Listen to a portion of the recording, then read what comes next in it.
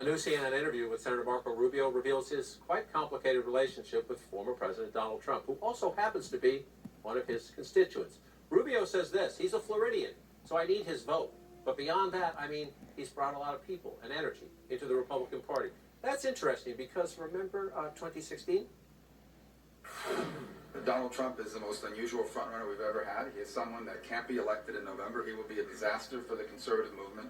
He would be a disaster for America. He would split our party in half. Well, he's a con man. I think it's time to unmask him for what he is.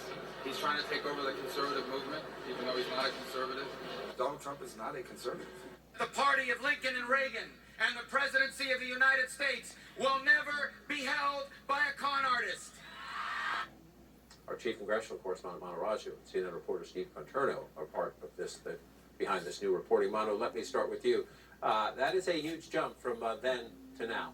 Yeah, the evolution has been something to watch. During the Trump years, when he was the president, he did not criticize Donald Trump very often. Oftentimes defended the then president. And then when Trump has become former president, he views him as an asset as he runs for re-election in a state that has trended Republican in recent years. And also in talking to him recently on multiple times, he would really not have offered any sort of criticism for some of the more controversial things that Donald Trump has done, whether it's his role on January 6th. He said the responsibility lies with people who broke into this building in the Capitol, not with Donald Trump himself, whether Donald Trump's claims and lies that the election was stolen. I asked if he had any concerns about Donald Trump's claims. He said that he's focused on, quote, real stuff, focusing on issues like the Russian and potential invasion into Ukraine, economic concerns of the country. And John, instead he focused heavily on his likely Democratic opponent, Val Demings, calling her a, quote, Pelosi puppet, as he makes very clear what his focus will be, aligning with the former president and going after his Democratic opponent.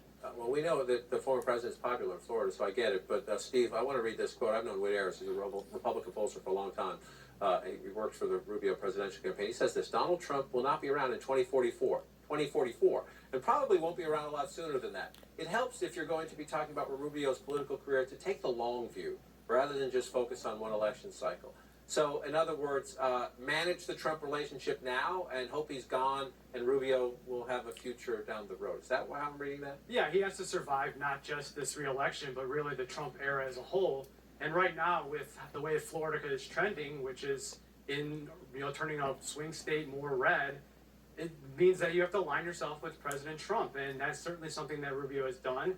What's interesting, as well as you talk to Republicans in Florida, operatives and people at the grassroots level, they're still pretty skeptical of Rubio. They remember those debate clashes and they remember the clips that you just showed.